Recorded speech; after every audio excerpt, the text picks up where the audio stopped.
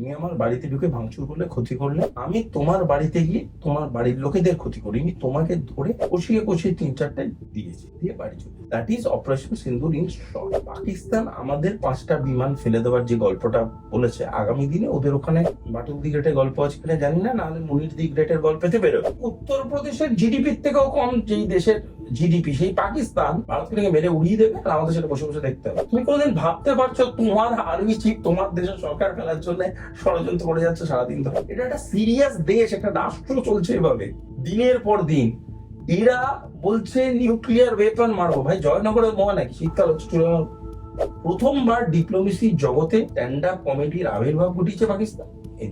India কি America কি subject হিসেবে নিতে পারে, মানে সাবজেক্ট হিসেবে দেখতে পারে? আমেরিকাকে বুঝতে গেলে উইদাউট ডোনাল্ড ট্রাম্প আমেরিকাকে অ্যানালাইসিস করতে হবে। ভুলে গেলে চলবে না, আমেরিকা কিন্তু সেই সাপ যাকে বাস্তু করে রাখাটাই বেটার। সেই সাপকে মারা যাবে না, অকল্যাণ হবে। সেই সাপকে বেশি ঘরে ঢোকালে হয়তো ছোমলো করতে পারে। সুতরাং এই ব্যালেন্স করে চলাটাই আমেরিকার ক্ষেত্রে বেস্ট। আজ ট্রাম্প আছে, কাল নাও থাকতে পারে। নমস্কার, আমি মঞ্জুলা, সবাইকে অনেক স্বাগত জানিয়ে শুরু করছি আজকের একটা অন্য এপিসোড।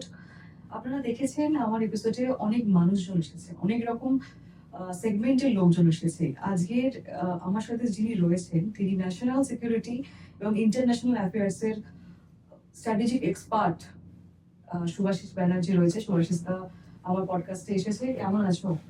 ব্যাপক, দারুণ। যিনি কিনা সহজ ভাষায় রাজনৈতিক, কূটনৈতিক এবং ভারতের সমস্ত কিছু মানে ন্যাশনাল সিকিউরিটি সম্বন্ধে আপনাদেরকে তুলে ধরবে। তো ফার্স্টেই যেটা কোয়েশ্চেন, যেটা তুমি এক্সপার্ট, স্ট্র্যাটেজিক এক্সপার্ট তুমি, এবং সমস্ত চ্যানেলে তুমি খুব সহজ ভাষায় বলো। আমরা এগুলো কিছুই জানি না এবং বুঝতেও পারি না। তো এই যে ন্যাশনাল সিকিউরিটি, এই বিষয়টা কি? খায় না মাথা, তাই তো? বন্দুকের গোলা নাকি তীরন্দাজ, কোনটা? দেখো, ন্যাশনাল সিকিউরিটি একটা ভাস্ট সাবজেক্ট, সমুদ্রের মতো ব্যাপার। হয়তো সেটা নিয়ে ডিসকাস করতে গেলে আমাদের বছরের পর বছর বেরিয়ে যাবে। ন্যাশনাল সিকিউরিটির প্রচুর আসপেক্ট আছে, প্রচুর রাইট রং আছে, কোনটা ঠিক কোনটা ভুল, বহু আসপেক্ট আছে ন্যাশনাল সিকিউরিটি। এবার সহজ ভাষায় বলতে গেলে তুমি ন্যাশনাল কথাটাকে সরিয়ে দাও। আন্ডারস্ট্যান্ডিং সিকিউরিটিটা খুব একটা ইম্পর্টেন্ট বিষয়। আন্ডারস্ট্যান্ডিং সিকিউরিটিটা কি? সেটা হলো যে আমরা যে বাড়িতে থাকি, লোকজনের সাথে মিশি, পাড়ায় থাকি, পাড়ার আসবাবপত্র নিয়ে থাকি, লোকজনকে নিয়ে থাকি, পাড়ার মানুষজনের সাথে ইন্টারেক্ট করি, এই সব জিনিসের মধ্যেই একটা স্ট্র্যাটেজি থাকে। এই স্ট্র্যাটেজিটার বিভিন্ন রকম শেপ সাইজ থাকে এবং এই গোটা ব্যাপারটা একটা কূটনীতির মতো জেলি দিয়ে বন্ধন থাকে। এবং এইটাতে নিজেকে যেভাবে আমরা সিকিউর রাখতে পারি, সেইভাবেই একটা রাষ্ট্র নিজেকে সেভাবেই একটা এনভায়রনমেন্টের মধ্যে সিকিউর রাখে। রাষ্ট্র কোনো মানুষের থেকে আলাদা কোনো বিষয় না, মানুষ দিয়ে রাষ্ট্র তৈরি হয়। সুতরাং একটা রাষ্ট্র যদি ধরো তার মতো তার পাড়া নিয়ে ভাবে, তার আশেপাশের লোকজন নিয়ে ভাবে, সেরকমই আমরা যেরকম আশেপাশের লোক নিয়ে ভাবি, আশেপাশের পরিবেশ নিয়ে ভাবি, সুতরাং সেটাও এক ধরনের চেতনা।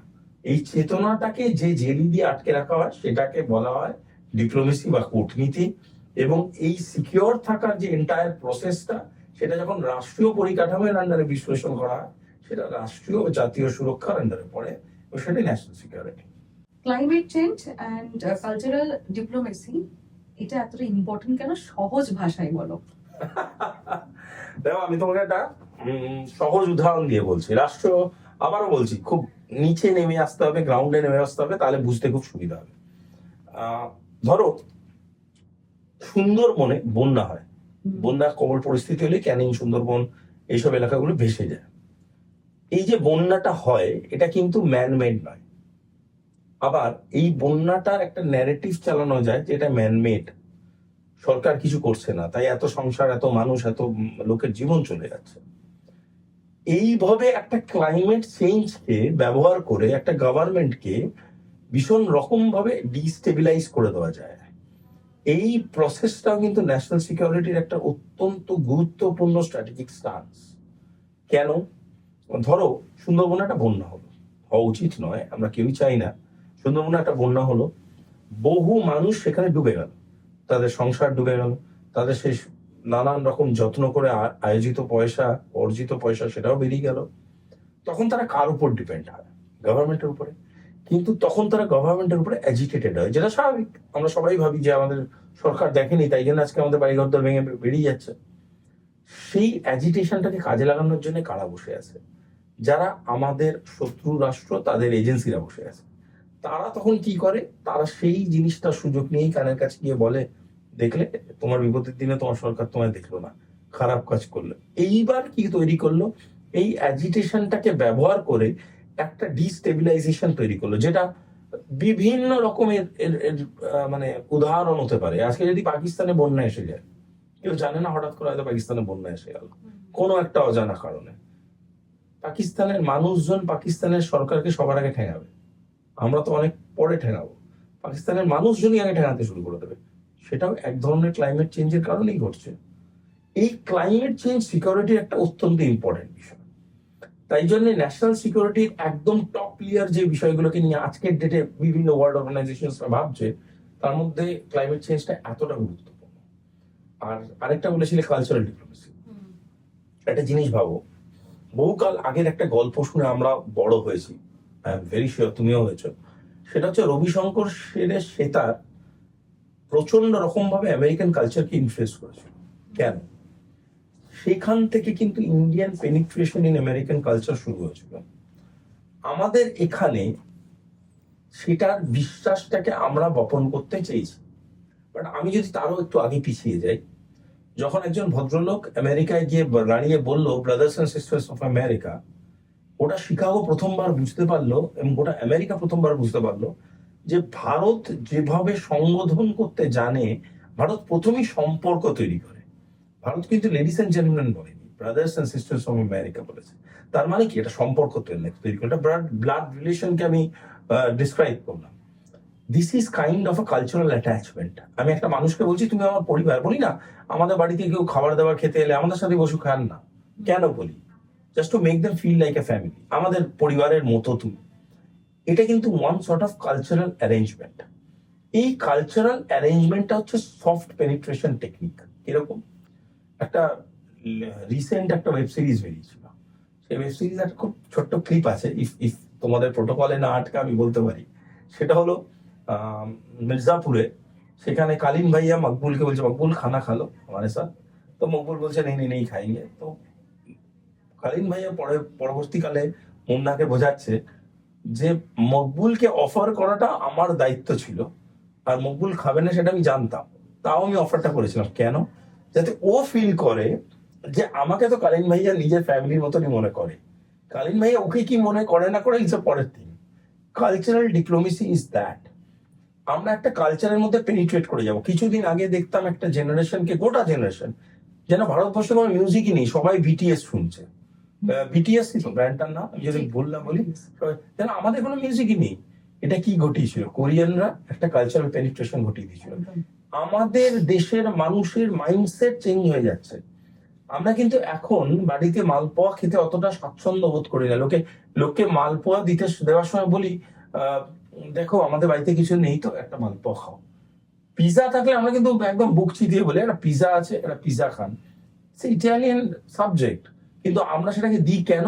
কারণ আমরা নিজেদের ইউরোপীয় দেখাতে বা আমরা নিজেদের নন ইন্ডিয়ান দেখাতে বেশি গর্ববোধ করি, কারণ আমাদের মধ্যে একটা soft cultural penetration already Europe, West and America ঘটিয়ে ফেলেছে।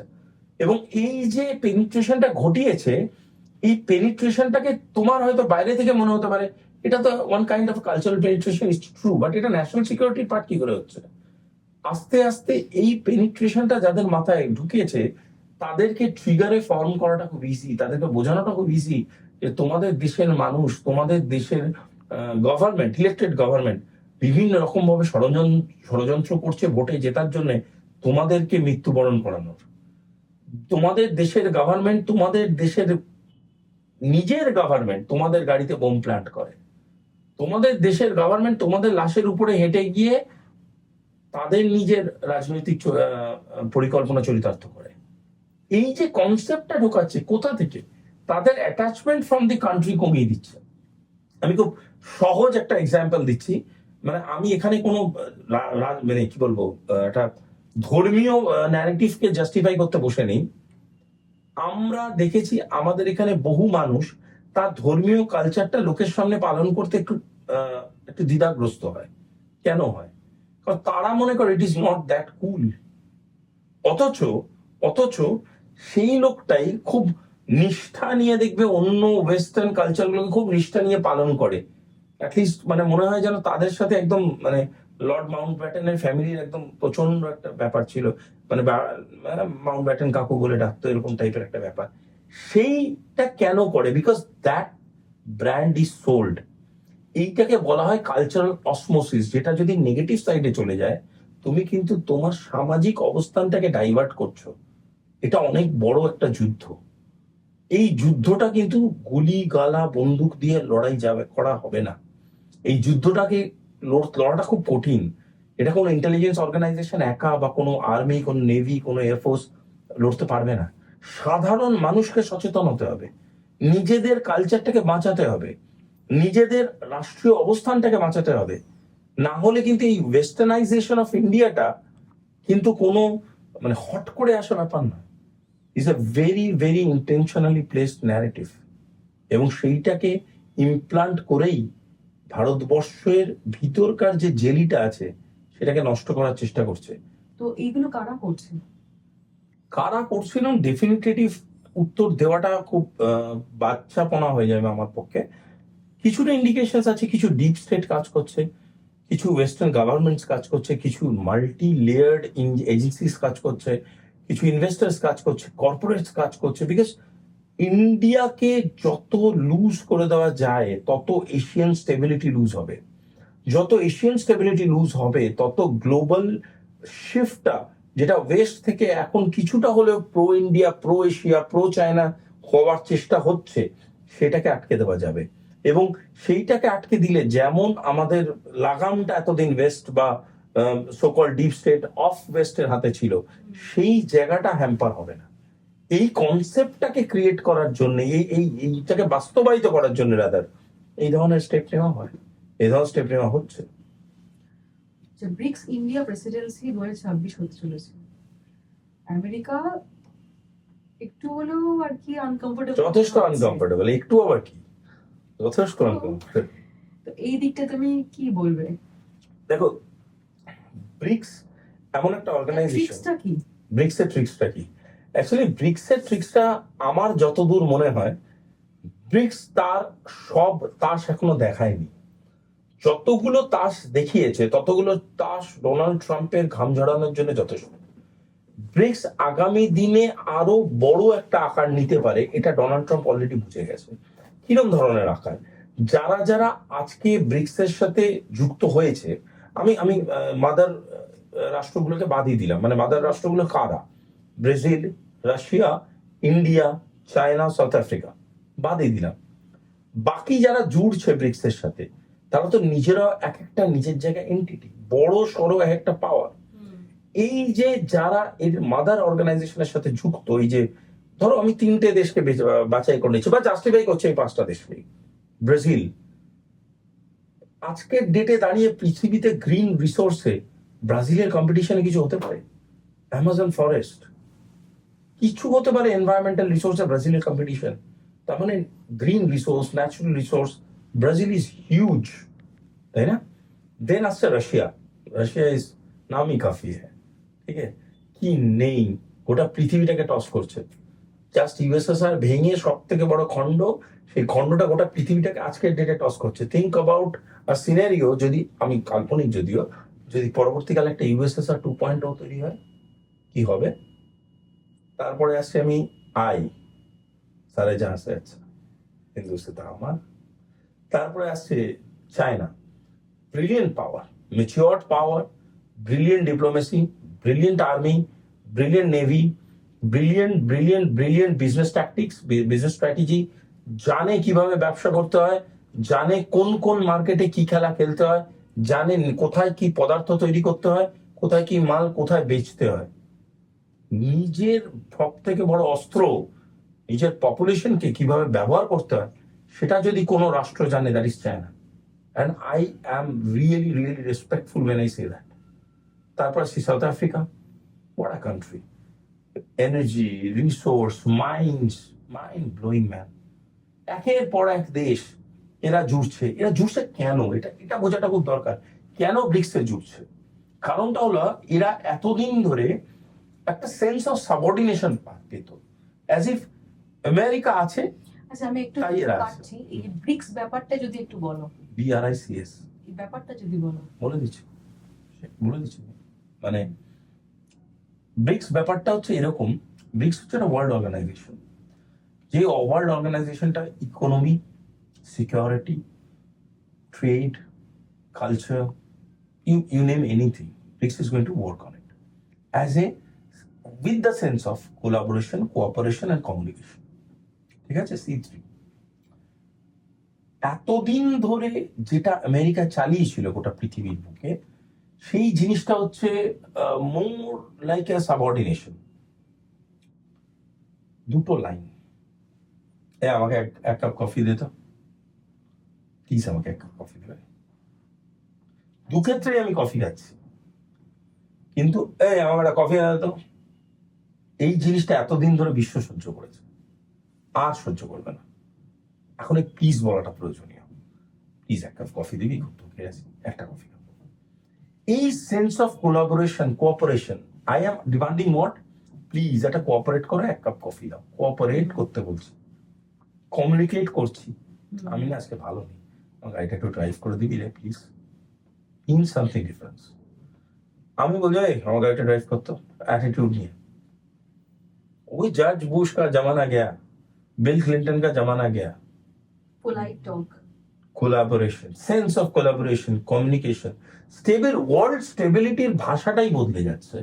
তার জন্যই তো আজকে কেউ কোনোদিন ভাবতে পেরেছিল আমেরিকার রাষ্ট্রপতির মিডিয়া স্টেটমেন্ট বেরোনোর 2 ঘন্টার মধ্যে ব্রাজিলের মতো একটা ছোট রাষ্ট্র চোখে চোখ ফেলে লড়ছে, ডাইরেক্ট বলছে যে you are greedy about your political status. কোনোদিন কেউ ভেবেছিল ইউনাইটেড নেশনসকে কেউ ক্রিটিসাইজ করবে? কোনোদিন কেউ ভেবেছিল ওয়ার্ল্ড হেলথ অর্গানাইজেশনের রোলকে কেউ ক্রিটিসাইজ করবে? কোনোদিন কেউ কল্পনা করেছে ভেনেজুয়েলার মতো একটা দেশ, সেই দেশ নিজের সভারেনিটি বাঁচানোর জন্য বলছে শেষ বিন্দু অব্দি লড়বো যদি প্রয়োজন পড়ে? এটা একটা অভ্যুত্থান। সামথিং ইজ চেঞ্জিং বস। এই সামথিং ইজ চেঞ্জিং এ ভারতবর্ষ একটা মুখ্য ভূমিকায় আছে। কোথাও গিয়ে মানুষ বুঝতে পেরেছে ভাইচারা ইজ ইম্পর্টেন্ট। কোথাও গিয়ে মানুষ বুঝতে পেরেছে যে চরের শেথা থেকেও অনেক ইম্পর্টেন্ট দুটো হাত জোড়া করে যদি আমরা নমস্কারটা করি। তাই জন্য আজকে রাষ্ট্র নেতারা একে অপরের পাশে দাঁড়াচ্ছে, সবাই সবার সাথে দাঁড়াচ্ছে, because survival is the most important thing. আমরা বিভিন্ন জায়গায় একটা কথা শুনছি, ব্রিক্স এর ক্ষেত্রে শুনেছি অবভিয়াসলি, এনার্জি সিকিউরিটির কথা। এটা তো বাস্তব কথা। আগামী দিনে আমাদের সবার অর্থনীতির উপরে চাপ আসবেই, আসতে বাধ্য, no matter who you are. এই যে চাপটা আসবে, এটাকে কোনোভাবে তো কোলাবোরেট করতে হবে, কোনোভাবে তো অ্যাড্রেস করতে হবে। তার জন্য তো এনার্জি রিসার্চ দরকার, এনার্জি সিকিউরিটি দরকার। বাবা মা ছোটবেলা থেকে সঞ্চয় করতো কেন আমাদের বারবার বাবা মা বলে যে তোরা স্পেন্ড থ্রিফ্ট, খরচা করে বেড়াস, এইখানে এখানে বড় বড় হোটেলে খেলে বেড়াস, বারবার কথা শোনায় কেন? কারণ আমরা ভবিষ্যৎটা বুঝতে পারি না, তারা বুঝতে পারছে। ডিপ্লোম্যাটিক স্টেটাসটা কি তারা আগে থেকে পারসিভ করতে পারছে, যে ওয়ার্ল্ডে কিন্তু এনার্জির একটা ঘাটতি পড়বে। আজকে এনার্জির ঘাটতি পড়া মানে কিসে? ফুয়েলের ঘাটতি। এনার্জি ঘাটতি পড়া মানে কাইনেটিকের ঘাটতি। এনার্জির ঘাটতি পড়া মানে আমাদের এখানে মারাত্মক রকম ইলেকট্রিসিটির ঘাটতি। ইন্ডাস্ট্রিয়াল ঝামেলা হবে, হেলথ কেয়ারের ঝামেলা পড়ে যাবে, বড় বড় অটোমেশন বন্ধ হয়ে যাবে, ডিফেন্স তো বসে যাবে পুরো। এটাকে তো আমাকে অ্যাড্রেস করতে হবে। এটা তো ছোট বিষয় না, এটা বিরাট বিষয়। এটাকে অ্যাড্রেস করার জন্য একটা কিউমুলেটিভ সিন্ডিকেটিভ অ্যাপ্রোচ দরকার। মানুষকে মানুষের পাশে দাঁড়াতে হবে। এই মানুষকে মানুষের পাশে দাঁড়ানোর যে বৃহত্তর প্রক্রিয়াটা, সেইটা চালু হয়ে গেছে। আর अच्छी चीज के एक नाम लगती है, that is BRICS। ওকে। তো আমরা শুনেছি যে বাংলাদেশে শেখ হাসিনার যে একটা মৃত্যুদণ্ড, দণ্ড আর কি, তো ভারত থেকে কি রিলিজ হয়েছে? এটা আমার উত্তর দেওয়ার মনে হয় 5322 বার আমি উত্তরটা দিতে চলেছি। আরেকবার আমাদের এখানেও 23 বার, এটা 322 হয়েছিল, 323 বার দিচ্ছি। সেটা হলো যে ফার্স্ট কথা, শেখ হাসিনাকে মৃত্যুদণ্ড যেটায় দেওয়া হয়েছে সেটা হলো একটা মানে জোকার কোর্ট, সবাই মিলে বসে একটা হ্যাঁ হ্যাঁ করতে করতে একটা প্রাক্তন প্রধানমন্ত্রী মৃত্যুদণ্ড দেওয়া হয়েছে। এবার প্রশ্ন হচ্ছে শেখ হাসিনা কোথায় আছে? বাংলাদেশের বহু মানুষ বলছে শেখ হাসিনা ভারতবর্ষে আছে, ঠিক আছে? বাংলাদেশের প্রচুর মানুষ বলছে শেখ হাসিনা ভারতবর্ষে আছে। ভারতবর্ষের থেকে কোনো অফিসিয়াল স্টেটমেন্ট বেরিয়েছে যে ভারতবর্ষের শেখ হাসিনা আছে? বেরোয়নি তো। ভারত সরকার দিয়েছে কি? আমি অন্তত দেখিনি। তোমরা এত লোক আছে এই রুমে, তোমরা যদি দেখেছো কিনা আমি জানি না, আমি দেখিনি ভাই, ক্লিয়ার কাট কথা। আমার একটা ছোটবেলা গল্প বলি, প্লিজ। এটা অনেক চ্যানেলই বলেছে আমি গল্প, আজ please if you allow me, ছোট্ট গল্প। আমি যখন খুব ছোট, তো একটা আম বাগানের দারোয়ান আমার বাবাকে এসে বলেছিল যে আমি নাকি তার আম বাগান থেকে আম চুরি করে খেয়েছি, তাই তার আম বাগানের দারোয়ানরা মিলে একটা সিন্ডিকেট একটা ডিসিশন নিয়েছে আমাকে আম গাছে বেঁধে বিভৎস মারবে। তো আমার বাবা বলেছিল যে ও আম চুরি করে খেয়েছে। হ্যাঁ, বলছে তাহলে তো এটা মারা উচিতই, এটা তো নিশ্চয়ই ঠিক কথা বলছে। তবে আমি যতদূর জানি ও কিন্তু আম খায় না। এইবার আজকে সেটা যখন আমার ঘটেছিল জীবনে, তখন আমার বয়স ধরো 8-9 বছর 10 বছর হবে। আজকে আমার নিজেরই একটা 10-12 বছরের মেয়ে আছে। ওই দাদু মারা গেছে, দাদু ছেলে পেলেও প্রায় মৃত্যু পায়, মারা যাবে আর কিছুদিনের মধ্যে আশা করি। সব মানুষ মারা যাবে, ওরাও চলে যাবে। কিন্তু আমি মাঠটা এখনো আম বাগানে গিয়ে খাইনি, কারণ ওরা সারা জীবনে প্রমাণই করতে পারেনি যে আমি আমটা খেতাম। প্রমাণ প্রথমে করতে হবে আমি আম খেতাম, তারপরে প্রমাণ করা যায় আমি আমটা চুরি করেছিলাম। আগে তো শেখ হাসিনা বাংলাদেশের থেকে এখানে ভারতে এখন আছে, সেটা তো আগে প্রমাণ করুক, তারপরে বাংলাদেশ থেকে ফেরত দেবে না দেবে, কি হবে কি না হবে অনেক গল্প। আগে এটা প্রমাণ করুক যে উনি ভারতবর্ষে আছে। ভারতবর্ষে কোথায় আছে আমারও তো জানতে ইচ্ছে করে। এত বড় একটা রাজনীতিবিদ, এত বড় একটা দেশের প্রধানমন্ত্রী, মহিলা প্রধানমন্ত্রী, asset of the entire world, কোথায় আছে কেউ প্রমাণ করুন। শুনুন, নেরেটিভ দিলাম, একটা কিছু ধরে বসে বললাম একটা দাদা হবে না কি হবে, সেটা শুরু করে দিলাম, ওইভাবে তো ওয়ার্ল্ড পলিটিক্স চলতে পারে না। না, ওইভাবে দু একদিন প্রেস কনফারেন্স গরম করা যায়। ডিপ্লোমেসিতে ওসব কিছু হয় না।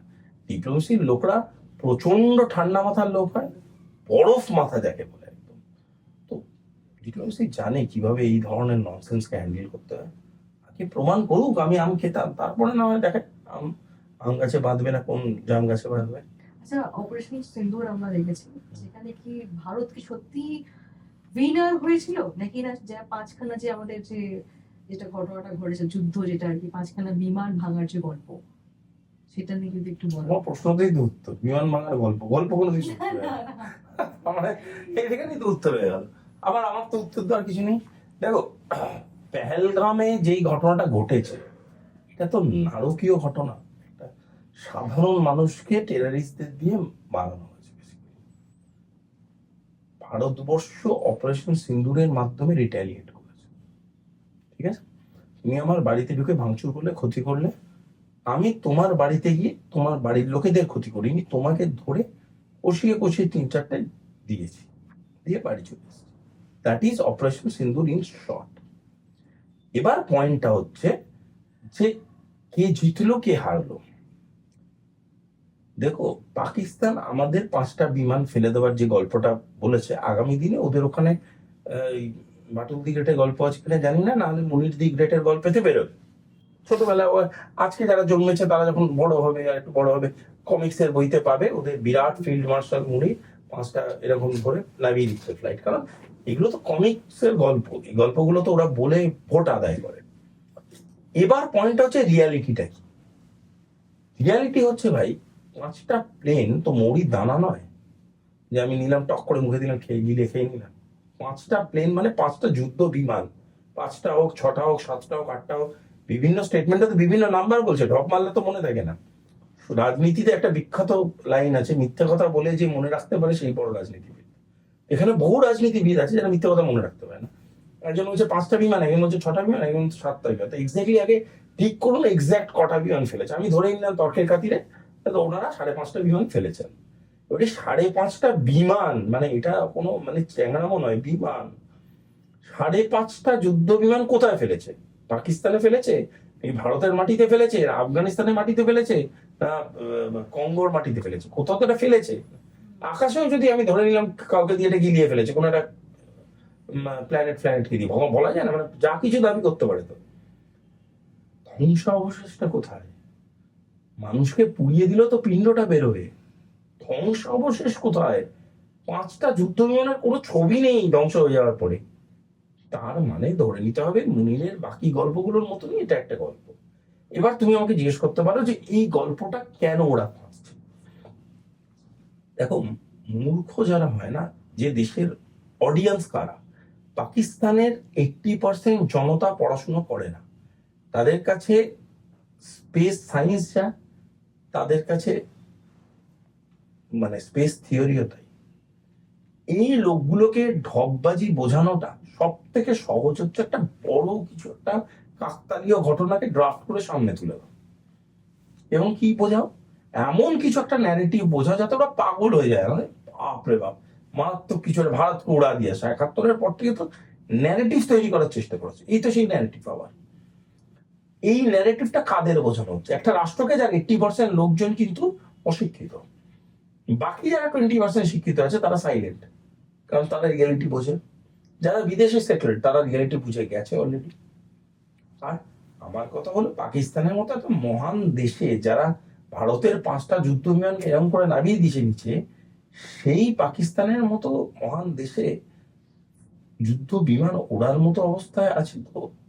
তাদের যে ট্যাক্সিং করার জায়গাগুলো সেগুলো ঠিকঠাক আছে তো? এয়ারপোর্টের যে এরোড্রাম বা এয়ারপোর্টের যে যেখান থেকে ফ্লাইট উঠবে সেই রাস্তাগুলো ঠিক আছে তো? কারণ আমার কাছে কেন জানি না এরকম খবর আসছে যে সেগুলো বিভিন্ন রকম ভাবে ভেঙে চুরে তছনছ হয়ে গেছে এবং সেগুলো ঠিক করার টেন্ডারের রেসপন্স পাওয়া যাচ্ছে না। কোনটা ঠিক এটা আগে ভাবতে হবে। তাহলে কি অপারেশন 2 আসবে মনে হচ্ছে? দেখো, আমার বাবা আমাকে মারার আগে পারমিশন চাইনি, কোনোদিন চাইনি। আমার বাবা বেসিক্যালি খুব শান্ত লোক, কোনোদিন আমাকে কোনোদিন কটু কথা বকাবকি কোনোদিন করেনি। Is a teacher, is a physics person, একদম যুক্তিযুক্ত ভাবে থাকতো। খুব বিরক্ত করলে 30 একটা দিত। প্রথম একটা দিয়েছিল, সেই দেওয়ার পর থেকে আমার মাথায় এটা ঘুরতো, বাড়াবাড়ি করলে দ্বিতীয় একটা খাবো। এবার এবার কিন্তু বেধড়ক খাবো। এই বেধড়ক যে খাবো, এই অ্যান্টিসিপেশনটাই আমাকে মানুষের মতো মানুষ তৈরি করার একটা সাহায্য করেছে।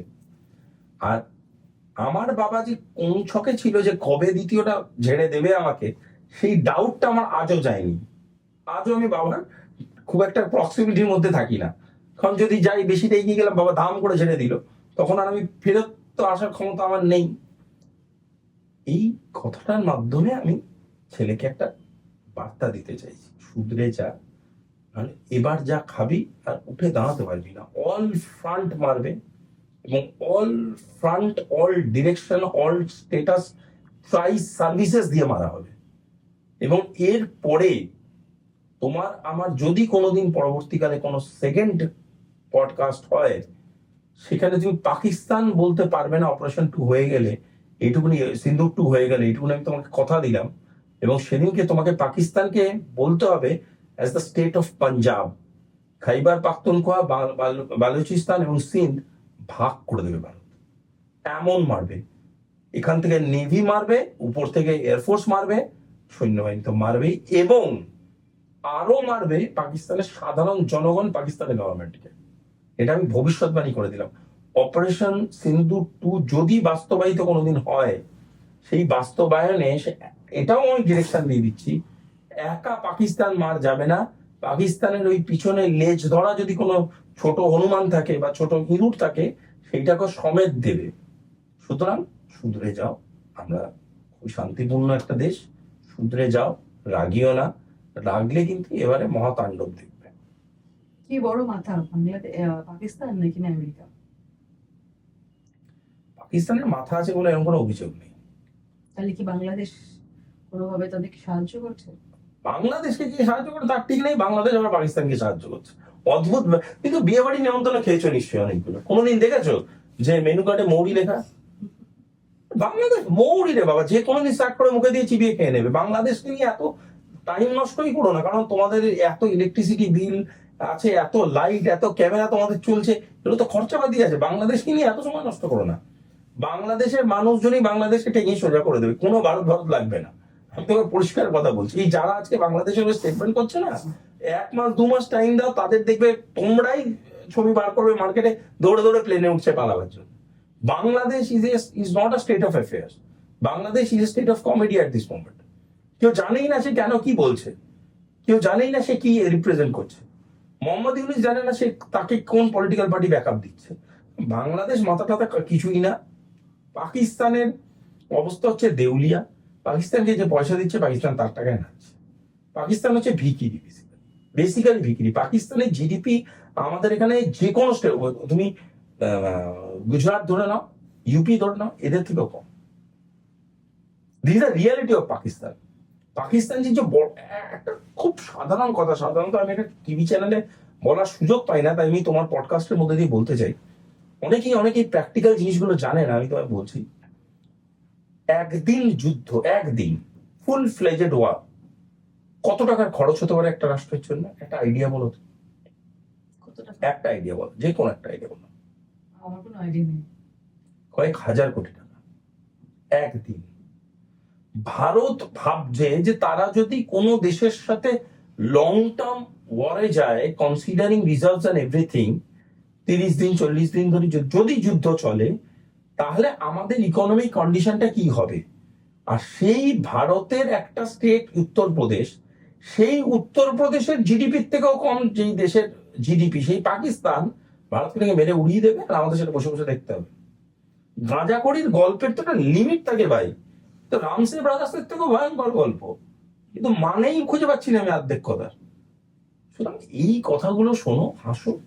প্রথমবার ডিপ্লোমেসির জগতে স্ট্যান্ড আপ কমেডির আবির্ভাব ঘটিয়েছে পাকিস্তান, এনজয় করো। ভারতবর্ষ প্রতিদ্বন্দ্বী হিসেবে কতটা গুরুত্বপূর্ণ, ভীষণ কতটা ভয়ঙ্কর actually? ভয়ঙ্কর কেন? এই যে বললাম, আমার বাবার মতো শান্ত লোক, শান্ত লোক হেভি ডেঞ্জারাস। আমি তোমাকে এই কথা বলে দিলাম যে দেখো, দেখবে পাড়ায় বা এই আমাদের যারা বাঙালি পরিবার আছে, দেখ কাকু জেঠু বাবা, এই 3-4 রকমের ক্যারেক্টার নিয়ে যদি আমরা একটু বিশ্লেষণ করি, বুঝবে কিছু ক্যারেক্টার হয় না সবসময় মারবো মারবো মারবো, সে কিন্তু মারে না। কিছু ক্যারেক্টার হয় একদম শান্ত, বরফের মতো, তাকে কিন্তু বেশি খুঁচিও না, কারণ সে মারে না। কিন্তু যেদিন মারবে তুমি আর উঠে দাঁড়াতে পারবে না। এই যে একটা পরিকাঠামো, এই যে একটা মার খাওয়ার মার দেওয়ার যে টেন্ডেন্সি, এই ধরনের চরিত্র হচ্ছে ভারতবর্ষ অ্যাজ এ রাষ্ট্র। ভারতবর্ষকে যতক্ষণ না হিট করবে, ভারত অফেন্সিভ ডিফেন্স করবে না। ভারত যতক্ষণ না হিট হবে, ভারত ততক্ষণ অফেন্স করবে না। ভারত যখন হিট হবে, ভারত তখন রিটালিয়েট করবে, হিউজ রিটালিয়েট করবে। ভারত এখনো পাকিস্তানের সাধারণ মানুষের প্রতি দায়বদ্ধ, ভারত এখনো বাংলাদেশ সাধারণ মানুষের প্রতি দায়বদ্ধ। তাই জন্য এখনো পাকিস্তান এবং বাংলাদেশের মিডিয়াদের সামনে তাদের রাজনীতিবিদরা মুখ খুলতে সাহস পাচ্ছে। পাকিস্তান ভারতের প্রতি কি চাইছে অ্যাকচুয়ালি, তার জন্য এখনো রাইভালস কেন ভাবছে? অদ্ভুত কথা। আমার গানের জগতে আমি আর মান্নাদের রাইভাল, এরকম একটা কথা। আমি গানই গাইতে পারি না, বাথরুমের বাইরে কোনোদিন গানই গাই না। আমি বলছি আমার রাইভাল মান্নাদের ছিলেন, আমি গান গাইলাম না বলে উনি করে খেলেন। এগুলো কথা। পাকিস্তান ভারতবর্ষের রাইভাল কি নিয়ে রাইভাল ভাই?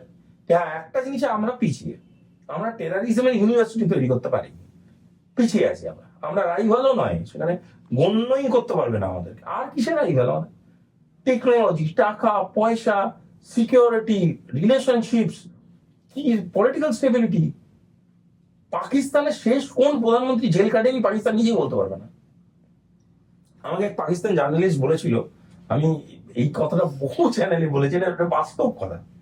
আমি বলেছিল, ব্যানার্জি সাহেব आप लोगों के देश में आर्मी का सबसे बड़ा ओहदा कौन सा होता है, মানে আর্মির সব থেকে বড় পদ কি হয়? তাই বলেছিলাম ফিল্ড মার্শাল। অবভিয়াসলি, মানে তখনও মুন্সি সাহেব নিজেকে নিজে ফিল্ড মার্শাল করেননি, সাহেব মানেকশর ছিলেন ফিল্ড মার্শাল সব থেকে বড়। उन्होंने बोला हमारा देश में क्या होता है पता है? और नहीं सर पता नहीं पता। বলেছিল মেরা দেশ में होता है প্রধানমন্ত্রী। তো ওদের ওখানে যে আর্মি চিফ হয়, তার প্রথম দিন থেকে টেন্ডেন্সি থাকে প্রধানমন্ত্রী হোক, রাষ্ট্রপতি হোক, এটা টেন্ডেন্সি ওদের। তার জন্য সরকার ফেলে দেয়। তুমি কোনোদিন ভাবতে পারছো তোমার আর্মি চিফ তোমার দেশের সরকার ফেলার জন্য ষড়যন্ত্র করে যাচ্ছে সারাদিন ধরে? এটা একটা সিরিয়াস দেশ, একটা রাষ্ট্র চলছে এভাবে দিনের পর দিন। এরা বলছে নিউক্লিয়ার ওয়েপন মারবো। ভাই জয়নগরের মোয়া নাকি শীতকাল হচ্ছে চলে মারবো? যা খুশি করে দেবে, যা খুশি করবে। আমাকে কলকাতা শহরে আছি বলে সব কিছু বিশ্বাস করতে হবে আমাকে? বসে আস্তে আস্তে শীত এসছে, আনন্দ হচ্ছে, ভাই নিউক্লিয়ার বোম মেরে দেবো। নিউক্লিয়ার বোম 2-3টে লোকেশন থেকে নিয়ে এক জায়গায় এনে অ্যাসেম্বল করে ট্রিগার করতে করতে দেখবে হঠাৎ করে করাচি ম্যাপ থেকে মুছে বেরিয়ে গেছে। পাকিস্তান নিউক্লিয়ার বোম মারবে তো? আচ্ছা শোনো, আমি এত বড় কথা বলছি, ধরো পাকিস্তান সাকসেসফুল নিউক্লিয়ার বোম মেরে দিল, চলো তর্কের খাতিরে ধরে নিলাম, হঠাৎ করে টাকা পয়সা দাঁড় করেছে, করে বোম মেরে একটা নিউক্লিয়ার লঞ্চ করে দিল, ঠিক আছে? আমাদের এখানে মারলো, আমাদের এখানে 140 কোটির দেশ পড়লো, 1 লক্ষ লোক মারা গেল, এরা বড় ভূখণ্ড উড়ে বেরিয়ে গেল, ঠিক আছে? মেনে নিলাম পাকিস্তান বিরাট জয় হবে। যেই সময় এই ঘটনাটা ঘটবে, ধরো এই ঘটনাটা, আমি কাল্পনিক কথা বলছি, ধরো এই ঘটনাটা গুরগাঁওতে ঘটলো, আমি তখন তোমাকে একটা সাজেশন দিচ্ছি, তখন তুমি কি করবে? তোমার ফ্রিজের দিকে করবে, একটা ডিম বার করবে, ভালো করে শুনবে কথা, গ্যাস অন করবে, তেল দেবে চাটুতে, ডিমটা ফাটিয়ে ওর মধ্যে দেবে, অমলেট করতে পারবে না, পোচ অবস্থাতেই তোমার টিভি চ্যানেল চালাবে, খবর পাবে করাচি, ইসলামাবাদ, মুলতান সব বেরিয়ে গেছে ম্যাপ থেকে। They don't know what is India's nuclear power. We don't hit. That doesn't mean we can't hit. On a very serious note, India as an opponent is silent and dangerous. India যদি মারবে না, ডিমের পৌঁছে করতে time পাবে না, and that's a promise. তুমি নিজে একজন স্ট্র্যাটেজিক এক্সপার্ট, এত জায়গায় আছো, মানে কান্ট্রি থেকে শুরু করে ইন্ডিয়ার বিভিন্ন জায়গায় যাচ্ছ, তো আমাদের কাছে জেমস বন্ড মানে হচ্ছে অ্যাজিড রোমান। তো তুমি কখনো ওনার সাথে সাক্ষাৎকার তোমার হয়েছে, বা উনি অ্যাকচুয়ালি বিষয়টা কি, মানে উনি মানুষটা কি, ওনার মানে তোমার প্রশ্নটাই একটু ঘুরিয়ে বলো। ইম্পর্টেন্ট। সেটা হলো যে উনি বিষয়টা কি, উনি মানুষ কতটা এটা পরের কথা, মানুষ তো বটেই, কিন্তু উনি বিষয় একটা, is a subject in itself. আর না, আমার দেখা হয়েছে কি হয়নি সেটা আমার মেমোরি খুব খারাপ। সত্যি কথা বলতে আমার মেমোরিটা খুবই খারাপ। মানে আমি হয়তো এখান থেকে বেরিয়ে যাবো, আমার মনেই থাকবে না আমি এখানে কি ভুলে গেছি। আমি 5 মিনিট এক কাজটা দেখা হয়েছে, আমার মনে থাকে না। এটা আই হ্যাভ দ্যাট প্রবলেম। আমার মেমোরি একদম চলে না। তো আমি এইটুকুনি মনে থাকে না যে অত বড় বড় মানুষের সাথে কোথাও কোনোদিন দেখা হয়েছে কিনা, হওয়ার সুযোগ হয়েছে কিনা, এগুলো আমাকে জিজ্ঞেস করাই বৃথা। তার জন্য হ্যাঁ কি না তো পরের উত্তর। দ্বিতীয় কথা হচ্ছে যে জেমস বন্ড কি একটা চলচ্চিত্রের একটা চরিত্র, বা সাহিত্য বলতে পারো, অল্টারনেটিভ একটা লিটারেচারের চরিত্র, সেটা হতে পারে। কিন্তু obviously as NSA one, he has been a great asset. উনি দেশকে অনেক কিছু দিয়েছেন, উনি দেশকে যে স্ট্র্যাটেজিক সাপোর্টটা দিয়েছেন, উনি দেশকে অ্যাজ অ্যান্ড ওয়েন রিকোয়ার্ড যেভাবে গাইড করেছেন, সেটাকে কোথাও একটা গিয়ে তো অ্যাপ্রিসিয়েট করতেই হবে। কারণ এই আজকের মার্কেটে যখন ধরুন আমরা যারা ফেসবুক, ইনস্টাগ্রাম, টুইটার জীবিকা নিয়ে বেঁচে থাকি, সেখানে ধরুন আমাদের পাড়ার শম্পা কাকিমা, যিনি ধরুন আলু পোস্তে এক্স্যাক্টলি কতটা নুন পড়া উচিত জানেন, তিনি কিন্তু এটাও জানেন যে বিরাট কোহলির ফ্রন্ট ফুটে প্রবলেমটা কি আসবে। সেই কাকিমাই যখন একটা বড় সড়ো স্ট্যাটাস দিয়ে ইন্টেলিজেন্স ফেলিয়ারের ইন প্যালগাম নিয়ে লেখেন, তখন কোথাও গিয়ে মনে হয় যে পাণ্ডিত্যটা অ্যাকচুয়ালি সোশ্যাল মিডিয়ার দৌলতে কোথায় পৌঁছে গেছে।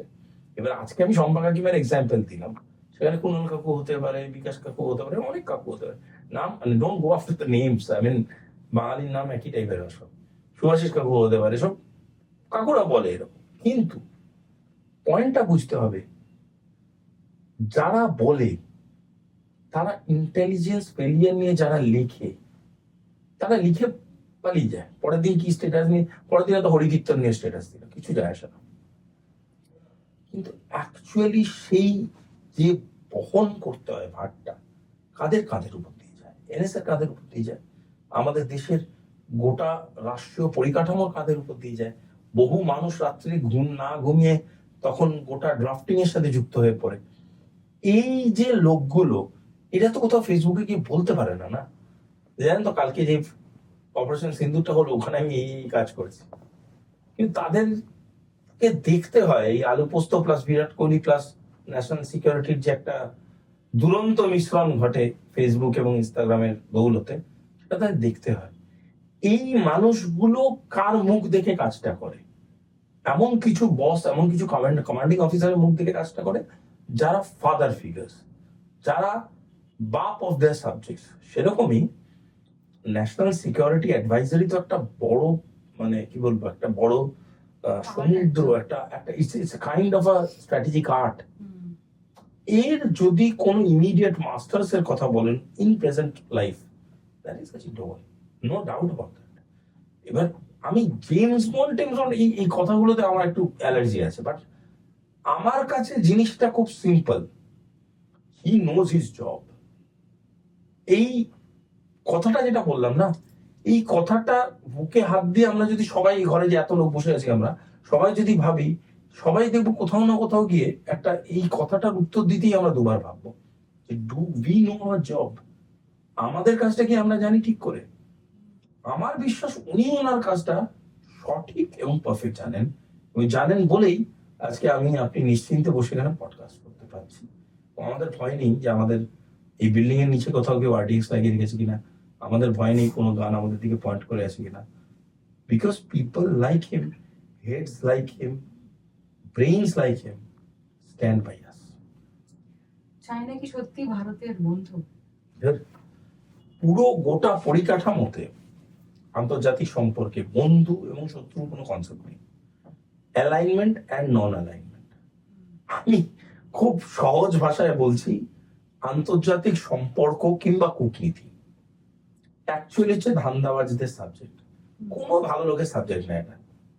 আমার ভালোর জন্য, আমার যদি মনে হয় তোমার সাথে বন্ধুত্ব করলে আমার ভালো হবে, আমি বন্ধুত্ব করবো। যদি আমার মনে হয় কোনো একটা লোকের সাথে আমার দূরত্ব বজায় রাখলে আমি ভালো থাকবো, আমি ভালো থাকবো। পয়েন্ট ইজ, আমাকে সেটা করতে হবে যেটা আমার রাষ্ট্রের জন্য, আমার রাষ্ট্রের হিতে ইম্পর্টেন্ট। শুধু তাই নয়, আমাদের এটাও ভাবতে হবে যে বহু কাল, বহু সময়, বহু স্টেটাসে immediate effect, long term effect, এই দুটোর মধ্যেকার যদি বিবেচনা করি, করে যেটা আমার কাছে most beneficial for the country, সেই ডিসিশনটা আমাকে নিতে হবে। হতে পারে সেখানে লং টার্ম যে বেনিফিটটা, সেটা আমার কাছে ইম্পর্টেন্ট হলো, ইমিডিয়েটলি আমার ফেলিয়ার হলো, কিন্তু লং টার্ম আমি বেনিফিটেড হলো, তাহলে আমি লং টার্ম স্ট্যান্ডটাই আমাকে নিতে হবে। কথা বোঝা গেল? So thing is like that. দেশ এবং রাষ্ট্রের ফিউচারের জন্য যেটা মোস্ট অ্যাপ্রোপ্রিয়েট, আমাকে সেই কাজটাই করতে হবে। আগামী 5 বছরে ইন্ডিয়াকে তুমি কোন জায়গায় দেখতে চাইছো? 5 বছর কূটনীতিতে খুব কম সময়, 10 বছর 15 বছর যদি বলো, আমার বিশ্বাস ইন্ডিয়া 2040 একটা টাইম নিয়ে নিচ্ছে। 2040-এর মধ্যে অ্যাজ এ নিউক্লিয়ার পাওয়ার, খুব স্ট্রং একটা নিউক্লিয়ার পাওয়ার হিসেবে আসবে। আমাদের বহু জায়গাকার এনার্জি প্রবলেমস মিটে যাবে, বহু গ্রাম, বহু একদম পর্বতাঞ্চল, বহু বর্ডার লাইন আমাদের অনেক বেশি সিকিউর এবং এনরিচড হবে। বহু জায়গায় ইলেকট্রিসিটি অনেক ইজিলি অ্যাভেলেবেল হয়ে যাবে, বহু জায়গায় ইন্ডাস্ট্রিয়াল পেনিট্রেশন ঘটে যাবে, এবং ঘটে যাবে মানে মানে ফুল ফ্লেজেড ভাবে ঘটবে। এবং ভারতবর্ষ গ্লোবাল ইকোনমিক যে একটা বড় সড়ো ড্রিফট হবে বা শিফট হবে, এই শিফটের একটা বড় সড়ো ড্রাইভিং সিটে বসবে। শুধু তাই নয়, আমার ব্যক্তিগতভাবে বিশ্বাস যে ভারতবর্ষ এজ এ মিলিটারি পাওয়ার ভীষণ পাওয়ারফুল একটা জায়গায় যাবে। মিলিটারি মানে ট্রাই সার্ভিস পাওয়ার বলছি আমি, শুধু মিলিটারি পাওয়ার বলছি না। তৃতীয়ত একটা মারাত্মক জিনিস আমার বিশ্বাস 2040-এর মধ্যে ভারতবর্ষ অ্যাচিভ করবে, সেটা হচ্ছে গ্লোবাল ইকোনমিক এবং ট্রেড, এই ট্রানজাকশনাল যে রুট হবে তার একটা বড় অংশের কমান্ড ভারতের হাতে থাকবে, এবং ভারতের একটা ইকোনমিক গ্রোথ ঘটবে। এবং এই ইকোনমিক গ্রোথকে রেসপন্স করার জন্য আমাদের এখানকার পলিটিক্যাল, আমাদের এখানকার পিপল, এদের সবার মধ্যে একটা ব্যালেন্স তৈরি করতে হবে। এই ব্যালেন্সটা যত এদের মধ্যে তৈরি হবে, তত এরা পাওয়ারফুল হবে। এবং ভারতবর্ষ এই পাওয়ার ফ্যাক্টরে পৌঁছানোর জন্য যা যা করার প্রয়োজন, সেই সঠিক রাস্তায় at this point of time আছে। এবং আমাদের দেখতে হবে আগামী দিনে কি হয়। আচ্ছা, ইন্ডিয়া কি আমেরিকা কি সাবজেক্ট হিসেবে নিতে পারে, মানে সাবজেক্ট হিসেবে দেখতে পারে কোনো কিছু? আমেরিকা ইন্ডিয়ার কাছে সাবজেক্টিভ, এর থেকে বেশি কিছু না। আমেরিকা কে বুঝতে গেলে উইদাউট ডোনাল্ড ট্রাম্প আমেরিকাকে অ্যানালাইসিস করতে হবে। আমেরিকা এবং আমেরিকান প্রেসিডেন্ট এদের দুজনের অ্যাটিটিউড নট নেসেসারিলি সেম। কারণ আমেরিকা অ্যাজ এ রাষ্ট্র কিন্তু মোটেই খুব একটা বিশ্বাসযোগ্য রাষ্ট্র নয়। তো এই concept of friendship, concept of enmity, যেটা আমি আগেও চায়নার ক্ষেত্রে বললাম, সবই সিচুয়েশনাল। আমার ধারণা আমেরিকাকে একটা ওই ব্যালেন্স করে চলতে হবে।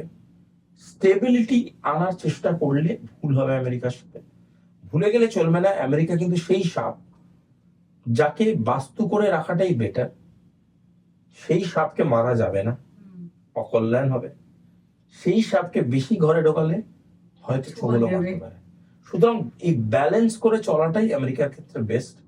আজ ট্রাম্প আছে, কাল নাও থাকতে পারে, পরশু অন্য প্রেসিডেন্ট আসতে পারে, গভর্নমেন্ট ফল হতে পারে, আমেরিকার নিজস্ব ইকোনমিক ক্রাইসিস আসতে পারে। সেই সব কিছু বিবেচনায় রেখে আগামী দিন ডিফাইন হবে কিভাবে গোটা ব্যাপারটা এগোবে। তাহলে আপনারা দেখলেন আমার সাথে আজকে ছিল ন্যাশনাল সিকিউরিটি এবং ইন্টারন্যাশনাল অ্যাফেয়ার্স এর strategic expert Subhashis the.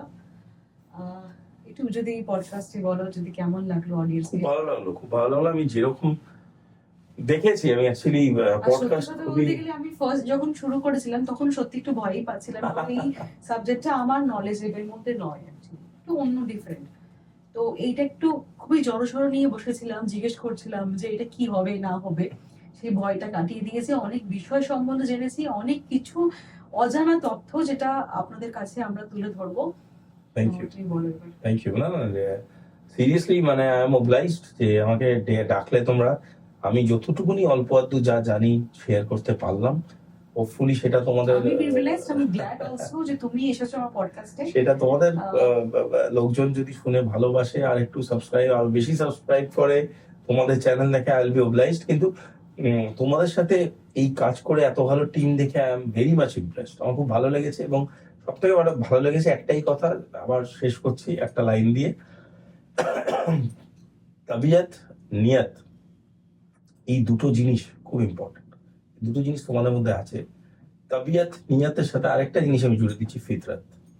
Intention is most important. সেই ইন্টেনশনটা তোমাদের মধ্যে আছে এবং তোমরা খুব ভালো রেজাল্ট করবে আগামী দিনে। Thank you. Thank you.